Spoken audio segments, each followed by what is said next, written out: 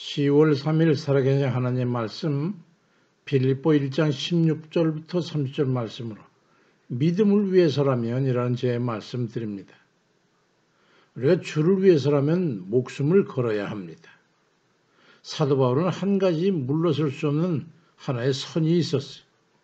다름 아닌 주를 위해서라면 이라는 원칙이었습니다. 이 원칙이 그만에 적용하는 그런 기준이라면 그럼 우리는 무엇인가 하는 그 자문에 부딪히게 될 겁니다. 사도행전 20장 24절에 내가 달려갈 길과 주 예수께 받은 사명 곧 하나님의 은혜의 복음을 증언하는 일을 마치려 하면은 나의 생명조차 조금도 귀한 것으로 여기지 아니하노라 그리 고백했던 이 사도 바울의 신앙적 결심은 믿음에 있어서 그의 결심이 어떠한 것인가를 단적으로 증명하는 걸 겁니다. 한마디로 말을 해서 믿음을 위해서 그리고 믿는 주를 위해서라면 목숨을 걸었다는 말입니다. 그럼 우리는 어떻습니까? 우리는 믿음을 위해서 목숨 걸지 않아도 되는 겁니까? 그렇지 않습니다. 주를 위해서라면 그리고 믿음을 위해서라면 생명조차 던져버릴 수 있어야 하는 것은 사도 바울이나 우리나 다르지 않습니다. 그건 구원의 영생의 길 가는 그 걸음이기 때문이지. 그만큼 단호하게 살아야 합니다. 빌립보 1장 69절에도 그리스도를 위하여 너에게 은혜 주신 것은 다만 그를 믿을 뿐 아니라 또한 그를 위하여 고난도 받게 하려 하심이라고 말씀합니다. 그리스도를 위하여 그리고 믿음을 증명하기 위하여 목숨도 버릴 수 있어야 되는 그 이유는 주를 부인하는 것을 곧 나의 영원한 생명을 포기하는 것이 되기 때문입니다. 주께서 말씀하시기를 마태복음 10장 32절 이하에서 누구든지 사람 앞에서 나를 시인하면 나도 하늘에 계신 내 아버지 앞에서 그를 시인할 것이요 누구든지 사람 앞에서 나를 부인하면 나도 하늘에 계신 내 아버지 앞에서 그를 부인하리라고 말씀합니다. 언제 어느 곳에서든지 우리가 주를 시인하고 주를 믿는 믿음을 확실히 하고 주를 위해서라면 목숨도 버릴 수 있어야 우리의 영생을 보존할 수 있는 겁니다. 사도 바울은 디모데후서 2장 11절 이하에서 미쁘다 이 말이여 우리가 주와 함께 죽었으면 또한 함께 살 것이요 참으면 또한 함께 왕노로 딸 것이요 우리가 주를 부인하면 주께서도 우리를 부인할 것이라고 말씀합니다. 주를 시인하는 삶은 그럼 어떻게 사는 것입니까?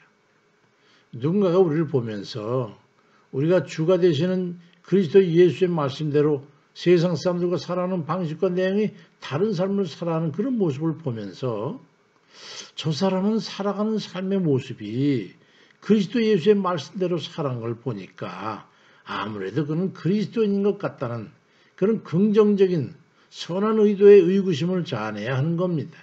그가 그리스도 예수를 시인하는 삶인 것이죠.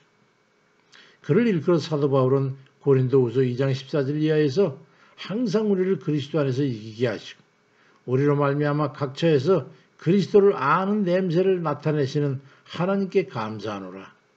우리는 구원받는 자들에게나 망하는 자들에게나 하나님 앞에서 그리스도의 향기라고 말씀합니다. 그러니 우리 주가 되시는 그리스도 예수의 말씀에서 우리는 공통점을 찾아봐야 합니다. 어떤 것이 그런 것이 있을까요? 그건 바로 다른 일을 긍휼히 여기는 겁니다. 가난한 사람을 긍휼히 여겨서 구제하는 것이나 병들의 어려움에 처해 있는 자를 긍휼히 여겨서 문안하고 돌봐주고 기도해 주는 것처럼 그 같은 보살핌을 제공하는 것, 그게 긍휼입니다. 그건 우리 주님께서 공생의 기간에 직접 행하신 대표적인 행위였죠.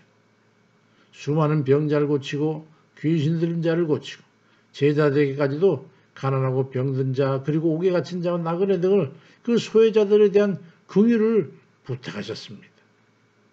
그러니 그리스도를 아는 냄새나 향기를 뿜어내지 못하고 거짓이나 부정이나 다툼이나 탐욕이나 이기적인 쟁취나 이익을 목적으로 남을 해하는 등 그런 선함을 도외시하는 그런 악취를 풍기게 되면 그건 바로 주를 부인하는 것이 되는 겁니다.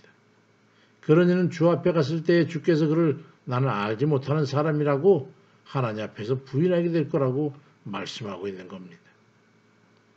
평범 속에 비범을 택하시기 바랍니다. 평범이라고 하는 것은 세상 사람들과 같을 수밖에 없는 행위에서는 그냥 같은 것인 거죠. 그게 평범입니다. 가령 먹고 입고 일하고 잠자고 숨쉬고 또 어딘가를 가고 오고 하는 그건 평범한 삶이죠.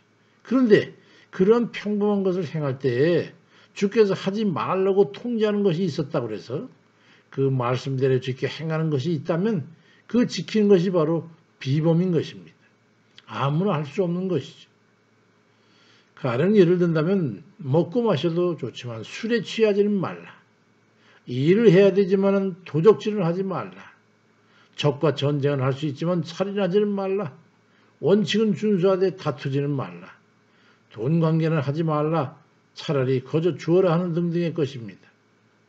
이런 주의 말씀대로 지켜 행하는 것은 비범한 것입니다. 그리스도인만이 행하는 것이죠. 요한복음 8장 29절에 나를 보내신 이가 나와 함께 하시는도다. 나는 항상 그가 기뻐하는 일 행함으로 나를 혼자 두지 아니하셨느니라 말씀합니다.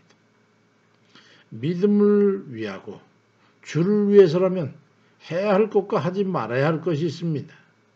우리가 살아가면서 현재 진행형의 그 삶 속에서 그 일을 선별해서 옳게 행하는 겁니다. 누가복음 20장 33절에서 저가 말하되 주여 내가 주와 함께 오게도 죽는데도 가기를 준비하였나이다는 그런 제자들의 말씀이 있습니다. 주를 믿는 이로서 주를 시인하는 것과 예수를 믿는 자로서 마땅히 지켜야 되는 주의 말씀대로 지켜 행하는 삶을 위해서는 목숨을 던져서라도 지켜야 되는 단호함과 결단을 가져야 하는 겁니다. 그럴 때에 그리스도의 향기를 뿜고 그리스도를 아는 냄새를 나타내게 되는 거지. 우리가 살아가는 은연중에 주를 부인하는 행위를 자행하는 때도 우리 인생에 있음을 깨닫고 항상 우리 자신을 돌아보고 겸비하는 우리 모두가 되어주시기를 주의 이름으로 축원드립니다. 아멘입니다.